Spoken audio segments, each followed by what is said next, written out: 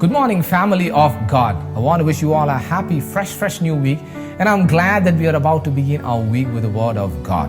Now, the verse for this week comes from the book of Matthew, chapter 12, verse 30. Matthew 12:30, and Jesus says, "He who is not with me is against me, and he who does not gather with me scatters abroad." Now, if you look at it, there are two statements made by Jesus in the gospel at the first glance seems to be contradict to each other. Now, this verse says, "He who is not with me is against me." In other instance, Jesus says, "He who is not against us is on our side." Now, the question is, do they both mean the same thing even though they are said differently? Now, to answer the question, we really need to look at the background and the context of each verse, which are quite different from each other. Now, the first word belonged to the controversy Jesus had with the disciple who attributed Christ's miracle to the power of the devil, and Christ's reply pointing out that it is impossible to fight the devil by being his subject. Now, looking at the second context, it is more of a domestic where Christ is correcting the misconception about the authenticity of the discipleship.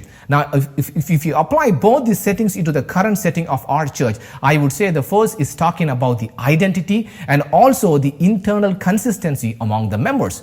Now, the second talks about the tolerance and the respect of the conviction of others. Now, I want to talk about identity, which entails an awareness of belonging to something. Now, signs of identity manifested in what we do and what we reject also. So, if you look at in our church today, intentional omission of fundamental doctrine is against church. Being critical, being an irresponsible critic, and you try to secularize every doctrine in the church is totally against the Christ.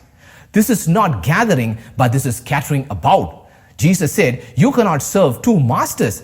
So Christ demand commitment. Christ demand full devotion and loyalty from the remnant church. And that is what Christ expect from each and every one of us. When you misrepresent the Advent message, when you are critical, when you are independently working in the church, you don't build the church. Rather, you divide it, you weaken it, and you polarize it. And that is what it is. My brothers and sisters, whether you are with or against Christ, Christ does not give any alternative option.